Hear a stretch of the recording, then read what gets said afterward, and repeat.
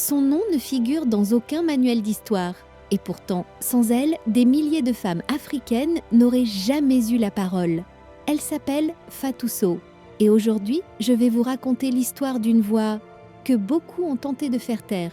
Fatou Sow est née à Dakar, au Sénégal, dans une société où les femmes étaient souvent priées de se taire. Mais dès l'enfance, elle questionne, elle observe, elle refuse de baisser les yeux.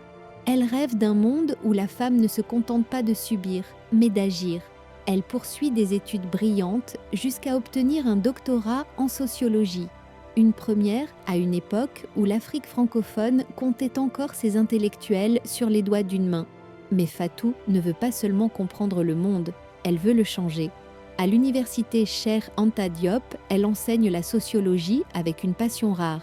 Mais ses mots dérangent. Elle parle de patriarcat, de religion, de tradition qui oppriment les femmes. Elle ose trop, disent certains.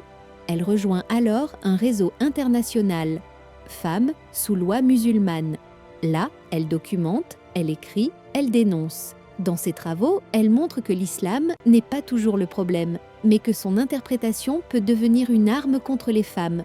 Fatou Sow n'a jamais dirigé de ministère. Elle n'a jamais présidé de parti. Mais elle a influencé plus de lois, de mouvements et de consciences que bien des figures politiques. Elle a formé des générations de chercheuses, de militantes, de citoyennes conscientes de leurs droits. Dans l'ombre des puissants, elle a planté des graines. Et ces graines, aujourd'hui, fleurissent dans toute l'Afrique. Fatou Sow n'a jamais crié plus fort que les autres. Elle a juste refusé de se taire. Et parfois, c'est tout ce qu'il faut pour changer le monde. Dans un continent où tant de voix restent étouffées, la sienne continue d'éclairer. Voici pourquoi Fatou Sow est et restera l'une des plus grandes héroïnes dans l'ombre